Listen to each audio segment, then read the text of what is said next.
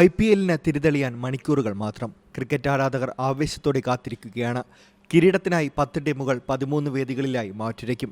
ഇനിയുള്ള 2 മാസക്കാലം ടീമുകളുടെയും താരങ്ങളുടെയും പേരിലുള്ള ഫാൻ ഫൈറ്റുകളും സജീവമാകും. 18ാം സീസണ് കൊൽക്കത്തയിൽ തുടക്കമാകുമ്പോൾ ഉദ്ഘാടന മത്സരത്തിൽ നിലവിലെ ചാമ്പ്യന്മാരായ Kolkata Knight Riders Royal Challengers ബാംഗ്ലൂരുവിനെ നേരിടും. കൊൽക്കത്ത ഈഡൻ ഗാർഡൻസിലാണ് വൈകിട്ട് 7:30 മത്സരം ആരംഭിക്കുക. TV-യിൽ സ്റ്റാർ സ്പോർട്സ് നെറ്റ്വർക്കിലും ലൈവ് സ്ട്രീമിംഗിൽ ജിയോ ഹോട്ട്സ്റ്റാറിലും കാണാം. എന്നാൽ ഉദ്ഘാടന ആവേശത്തെ തളർത്തിക്കൊണ്ട് കൊൽക്കത്തയിൽ നാളെ ഇടിയോടുകൂടിയ മഴ പെയ്യാനുള്ള സാധ്യതയുണ്ടെന്ന മുന്നറിയിപ്പും വന്നിട്ടുണ്ട്.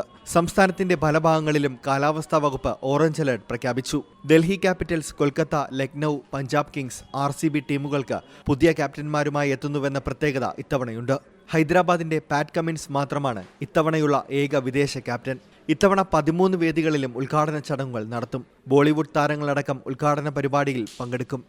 6ാം കിരീടം നേടി മുംബൈയും ചെന്നൈയും ചരിത്രം കുറിക്കാൻ കാത്തിരിക്കുന്ന സീസണിൽ രാജസ്ഥാനായി സഞ്ജു സാംസൺ കിരീടം ചൂടുമോ എന്ന പ്രതീക്ഷയിലാണ് മലയാളികൾ. കന്നിക്കിരീടം മോഹിച്ച് RCB, Punjab Kings, Delhi Capitals, Lucknow super giants എന്നീ ടീമുകളും പ്രതീക്ഷയോടെ ഇറങ്ങുന്നു. തങ്ങളുടെ ആദ്യ സീസണിൽ കിരീടം നേടി ഞെട്ടിച്ചത് ആവർത്തിക്കാനാണ് ഗുജറാത്ത് ടൈറ്റൻസിന്റെ ശ്രമം. മെയ് 25-ന് കലാശ പോരാട്ടം നടക്കുന്നതും ഈഡൻ ഗാർഡൻസിലാണ്. Sports desk, C Malayalam news.